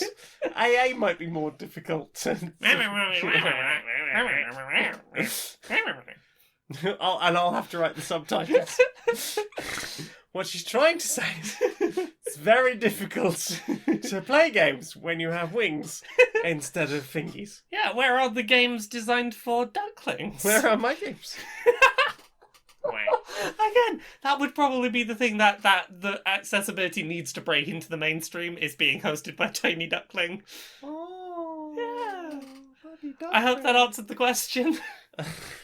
And then she says, same to me, but for Rainbow Lynx. I would be a Rainbow Lynx, I guess. And then you could ride me around. You could help me get up to high up things. High up things, yeah. Yeah, you climb up the And- tail and onto your back, and then up to the head, and then jump on the high thing. And if anyone tries to do a bad, I will roar at them. I will be very and swipe safe. at them with my murder mittens. I will do a protect. And we will Also, I'll escape be capitalism finally. Yeah. Also, I'll be very furry. And rainbow. Yeah. Mm-hmm. Bethany Turner asks, may a lonely touch-starved fox girl please have a virtual hug? Hug! Doing the hug. Virtual hug. There you go. Squish. Also, wishing you two a happy unicorn dance party. Happy Unicorn Dance Party to you too! A happy and bright and colourful UDP to you too. Larry Yellingenby asks, we all know that there's nothing in the world like a little cat dog.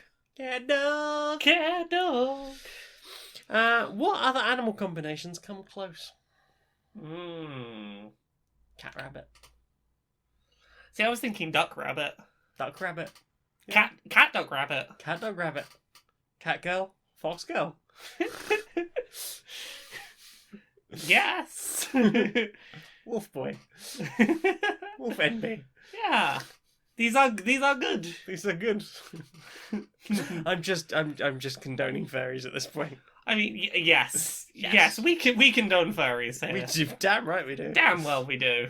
Michael asks, if you were an amiibo, what would be the pose / look or extra thing that you would unlock? What would I unlock? Rainbows everywhere. I would unlock for every character I would unlock a multitasking mode so you can play one game while you're playing another game. and streaming it. For Exactly. work. I unlock the multitasking mode. Yep. You play all of your games at once. Work. What if work in work? What if work? What if turned work into work? Yeah, and I guess I would just make everything rainbowy and colourful. Yeah. Echo asks, sorry, I was really struggling to read the name with the heart in there. I don't know why. I know Echo from the profile picture. Yeah. It's definitely Echo. What's the perfect number of marshmallows in a hot chocolate? Asking the important questions. Oh. See, the tempting answer is to say all of them, but in reality, that's not going to be good. What you want I did ask if they were mini or regular sized. I did not get a response. Okay, I can't give you a number, but I can tell you the amount of the drink that should be there. Mm-hmm. You want like a layer on top that covers the top surface of the hot chocolate. Absolutely. And if you're really feeling adventurous, maybe is like two marshmallows deep. Okay. Because here's the thing, you want to get good submersion on those marshmallows. You don't want to be piling them so high that they're not melting in the hot chocolate and getting all warm and soft. And you want consuming the marshmallows to take you roughly long enough that the rest of the hot chocolate is a drinkable temperature when you finish. Like that's what you're going for, is every marshmallow is melty and warm, and when you finish the marshmallows you can actually drink the hot chocolate. Obviously, much easier with minis. Yeah. I would say with minis, you probably want about 1 inch to 2 inches of marshmallow coverage. Yeah. In your marshmallow iceberg. Yeah. Or Mallowberg, I guess. I'm a big proponent that mini marshmallows are better in hot chocolate because they melt through to the center more evenly. Yes. Yeah, a large one, the lenter's gonna be cold still. You're gonna get a good cook on it. You're gonna have to cut them in half with a spoon. Yeah. For large sized marshmallows in a larger sized cup, I would say, that's probably like a pint of fluid, a pint of hot chocolate. So in that, I would say 5 to 6 large-sized marshmallows, or 1.5 inches to 2 inches of mini marshmallows. Yeah. That is my scientific answer. Becky also asking if whipped cream is in play. Whipped cream is always for playing. I'm not a big whipped cream person, but occasionally. We're just making sexy faces at each other now. A little bit. An absolute plush snug asks, do you have the time to listen to me whine? Not really, because we're doing a podcast. Sorry about that. Yeah, maybe not during a podcast, but there's, that would be a very us-induced, interaction. There's other listeners. We have to make time for everyone. Future Fishy asks, do you have a favourite festive film / show? Ooh, I don't know. They haven't really made any festive films about unicorns yet. No, I can think of. I don't know. Okay, this is not necessarily this is a newer answer to that. Was Hilda out around festive time last year? I believe so. Because season 2 has come out around festive time this year, and if that wants to just be an ongoing, thing of just every December, here's a Hilda, that feels like a good festive time. Just Just very pleasant, cartoony watching. It's a very wholesome show. Exactly. Wholesome is the energy I'm after in the festive time. If there is one Christmas film that I will bear, it's Muppets Christmas Carol. I quite like Muppets Christmas Carol. I have weird mixed feelings about it. I like a lot of the songs in it. I like a lot of the just the good Muppets in it. Yeah. No Jesus for us music. And the little rabbits as well. There's so many cute Muppets in that, and it's one of the less. Like I like it like 100% more than most other Muppet movies. It gets the Muppet to human ratio right. And also like the silly to subdued and like actually doing It is. the plot. It is a deceptively like dour and serious film hell in yeah. places. Michael Caine is the best Ebenezer Scrooge on film. There's something about his hair that really reminds me of my dad in that film. I like that they use the silly stuff to be like, here's our. They basically use enough of it to stop the film feeling depressing. Yeah. While still, like, not pulling any punches on the, oh, you're going to face your own mortality, you old capitalist lonely git. You're doomed, Scrooge. Doomed for all time. Yeah. It's a good film. It's a good film. It's a good film. It's got good songs in it, even the one they always cut out. Yes. Lucy asks, when you get a new PC, what is the first game you play on it? It depends when you're asking. What was the first one you played on your new machine? I feel like it was Tomb Raider, because I wanted to see what the fancy effects will look like, and I think it was the first game I knew that had ray tracing on it. I was like, I've got a graphics card that does that, let's give that a whirl. And then I loaded it up, went, that's pretty, don't want to play this. The first one I played on this new PC when it was finished was Microsoft Flight Sim. Ooh. Just to be like, please frame rate, please frame rate. Oh yeah! Oh, is that fixed yet? Are we going to go flying? We gotta go flying. We got to do me. Yeah, we gotta do me. I'm excited to do over the festive break to do some flying. Oh, heck. Yeah, I'll probably bring the computer down and do some flying. If that's okay. That's okay. Yeah. I'm excited to see the Sky Zoomies. Yay! Lucy Nevins asks, if you were a beat-em-up game character, what would your special be? It depends when you ask me this as to what I think of. Okay, first thing that came to mind is something to do with roller skates and roller derby. I'm trying to picture like doing a... Just like trucks in the face. Yeah. Or maybe I've not even been wearing my roller skating trucks throughout the level, but suddenly out of the mysterious bag of holding, just whip around some roller skates and smack them across the face with it. I really like the idea that they've got to do the dizzy animation where you're like, give me a sec, I'm just getting my boots on. Oh my god. Give me a sec, and pads, got to be safe. Yeah. Okay, and they're just still just like rocking around. It's like, is this my fatality? Is that I get on roller skates, very slowly skate away, and then skate past at high speed? And then just like, as you're going up, you go like 1 foot straight to the face. Okay, I can get on board with that. What's your super? I think it's like just poi. Like with really heavy poi, and I start doing a 3-beat weave, and it's just like, if I walk into you and chin you with this... You're doing a 3-beat weave with like the heavy metal ball on the end of a shackle? Yeah. A couple of those? Yeah, with spikes on it or something. Yeah. Just like a couple of flails, just... K.O. Samuel West asks, why is my cat attempting to chew my foot? Because foot tasty. Because foot tasty. Tasty foot, om nom nom. Tasty foot, om nom nom. Exactly. I Yeah. hope this clears things up. Probably about the same reason as why Smudge will occasionally just come over and be like, Laura, your hand. I must lick it. I must lick your hand. I must lick your hand. Cats love a foot. Like, Yeah. when I used to regularly go raving and lived in a place where my housemate would be like, come back to our place for Sunday and recover, and I'd be like, I'm all peopled out, why? And then we'd have people like ending up staying for most of a week because they didn't have anywhere else to go either. Yeah. So we just have a house full of randoms for a week, and like, we'd be back from a rave, so all really stinky, and our cat Tilly would just be like, shoes, you're going in my face right in your sweaty trainers, just... Okay, I know you now, stroke me. I mean, there are a few more intimate ways to quickly get to know someone than having a real deep whiff of their shoes. Like, especially after we have no secrets anymore. No, we know everything. Smell my toe beans and lick me. Clean me. No, Tilly, you mad kitten. Oh. She jumps out of the window twice. Oh, God. On the second occasion, went missing for over a month. Fucking hell. Yep. And then just one night, just like we were 3 floors up.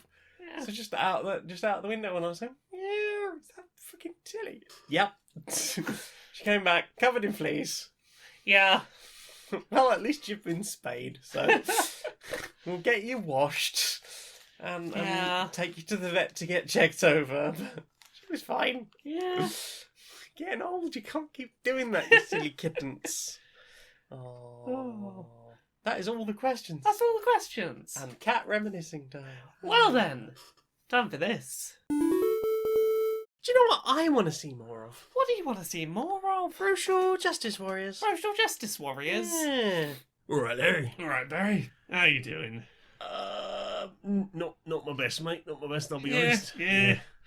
That's a shame. That's a shame. I'm sorry to hear. Sorry to hear. Yeah, you been all right, Oh, I've been all right. Yeah, I've been a bit grumbly watching the happenings in the world. Yeah, but you know how it that's be. certainly not helping things. Yeah, we had everything going to tier 4 lockdown around here recently. Yeah, we've got a whole new lockdown type. Yeah, the an actual lockdown. That don't go outside, don't mix with the actual lockdown. I mean, I went shopping the other day and I honestly couldn't tell the difference. If Fine. anything, it was more busy. Yeah, well, that's what I was going to say.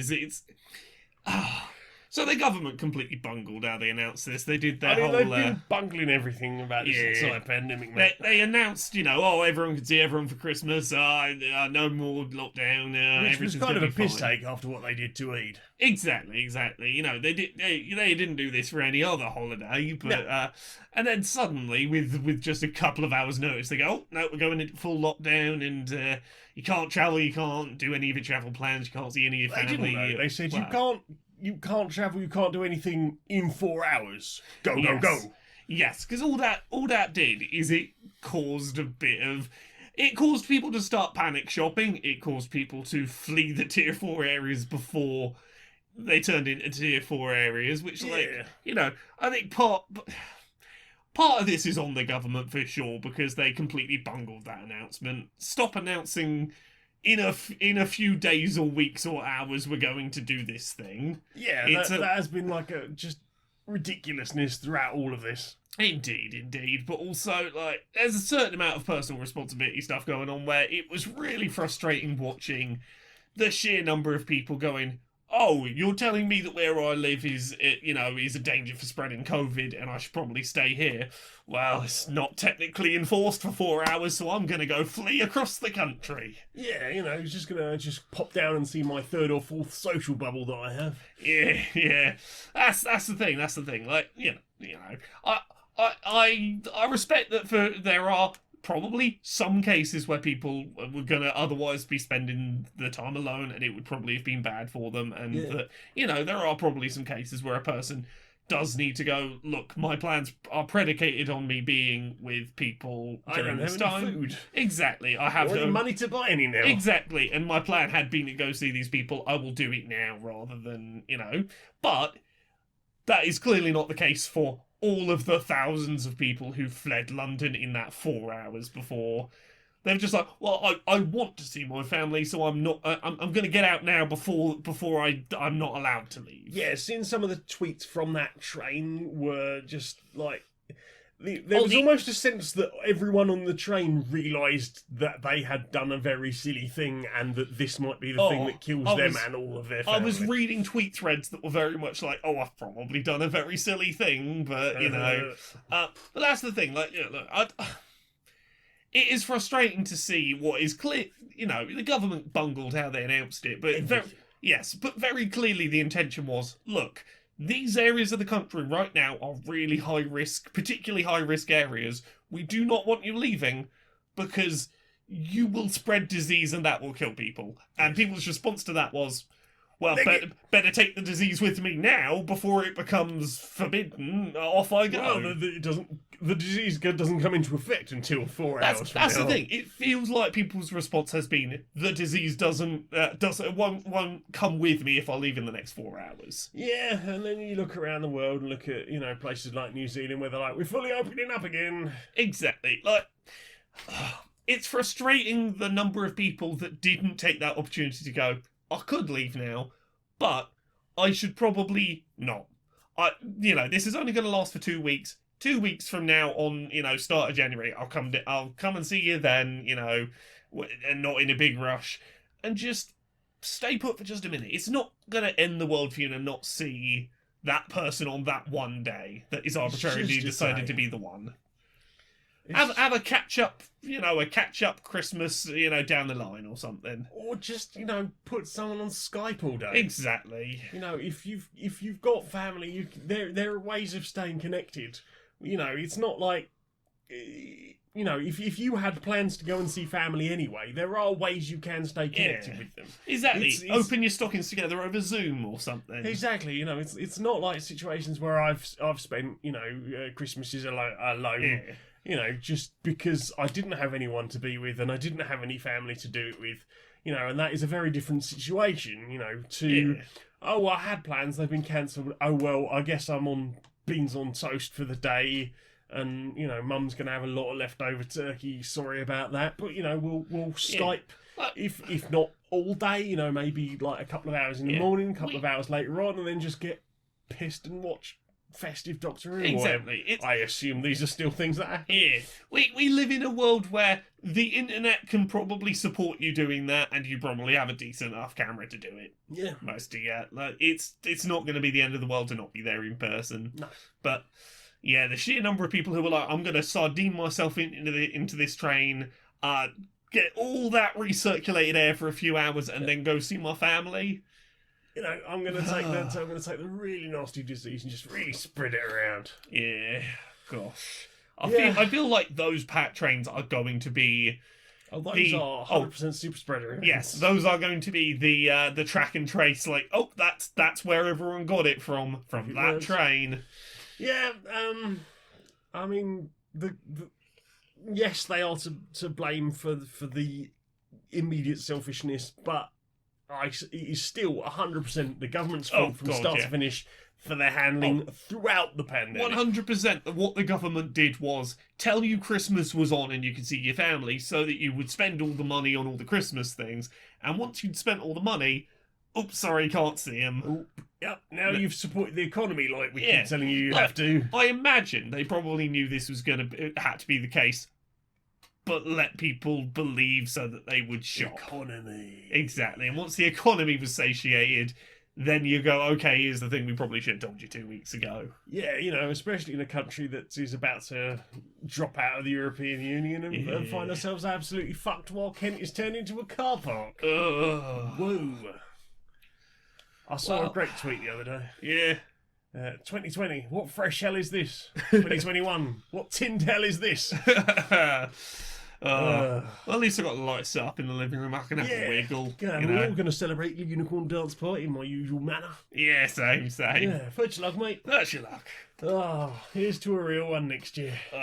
It's not far off. I saw a friend who got vaccinated the other day. Oh, nice. Yeah, so it's coming. The injection is coming, and everybody's coming to get the injection. Right. Oh, I think we'll go and have a nice sit down and a cup of tea, mate. Yeah, same. So, Laura, Yes. where can we find you on the internet, darling? Laura K. Buzz in all places. Laura K. Buzz on Twitter, Twitch, YouTube, Patreon. That's the one that pays the bills. Patreon.com/Laura K. Buzz. As little as $1, €1, or £1 a month really helps. Mondays, Wednesdays, and Fridays, you can find me Twitch streaming at twitch.tv/Laura K. Buzz. At 10 PM UK, 5 PM Eastern, 2 PM Pacific. I'm going to be taking like a week off of streaming between UDP and New Year's. But then I will be back streaming more Yakuza, getting through Yakuza Like a Dragon. Every Friday, other than this Friday that's just been because holidays. Every Friday I upload episodes of Accessibility, which is a show all about accessibility and representation in the games industry. We've got a cool one coming up on New Year's Day that is about that one time Nintendo made an accessibility controller for disabled players and then never did it again. It's an interesting video, that one, I think. It's a fascinating bit of kit, that. Yeah. Other than that, there's books. Uncomfortable Labels. It's about being an autistic trans woman, and it's out now. Things I Learned from Mario's Butt is a book about video game character butt reviews with a bunch of pictures and a bunch of guests and developers and stuff in it. That one, if you backed it on Unbound, you should have a digital copy of it, because everyone gets a digital copy no matter what level you backed at. You should have those links now. Audiobook people, you should have your links for the audiobook. Physical books and physical rewards have all been shipped. Some of you might not have them yet, but we're trying up. Like, we shipped them a few weeks ago. It just depends what country you're in and what your festive delivery dates are like. But they're on their way. That comes out on February 4th, 2021. There's also Gender Euphoria, which is all about just non-cis people's positive gender-affirming stories. That's coming out June 10th, 2021. Also, podcasts. Pixel Squirt. It's about video game character pornography. We are recording episodes still while we work out how we're going to put them up. So that show, we haven't stopped making that show, even if we don't know how we're going to get it to you yet. But keep your eyes and ears open for that. Podquisition. We tell you whether your favourite video games are great or perfect. Dice Funk, which is a Dungeons and Dragons podcast. Every season's a self-contained story. I'm on seasons 3, 4, 5, 6, and 7. And soon season 8. Plus I'm on another podcast with you, Jane, that isn't this one. Polyamory. Yeah. It's a 5th edition real play podcast with questionable morals. Usually, except there's a UDP special that's just gone up last week, so you should listen to that. But usually it is about a bunch of bumbling fools going around the Underdark trying to find out what is going on and getting more and more OP as the days wear on. And we wind towards the final ending of the series. Oh my god, it's nearly over. I've distracted myself now. I stream on Thursday nights at 7:30 UK time. Come over and say hi. That's twitch.tv/Janiac. I make t-shirts that's available on my Redbubble. I make music under the name Bedroom Programmer. I also have a SoundCloud that Current Pleasant Strangers and Polyamory goes up on. I have lots of things. The easiest way to find them is streamerlinks.com/Janiac. But the most important link of all is I have a Patreon, patreon.com/stonedmonkeyradio. For as little as $1 a month, you can help me justify a 69 nice-hour work week. I would really need the help right now because I've just lost one of my longest-term backers. And also, I am my other work situation has changed recently, so please help. Yeah, so there's that. For as little as $10 a month, you can get early access to Queer and Pleasant Strangers. That usually goes up on a Wednesday, unless we've talked about something that is locked behind an NDA. But I think that's everything. So, Laura, will you sing us out, please, darling? Until next time, be a stranger. Mm-hmm.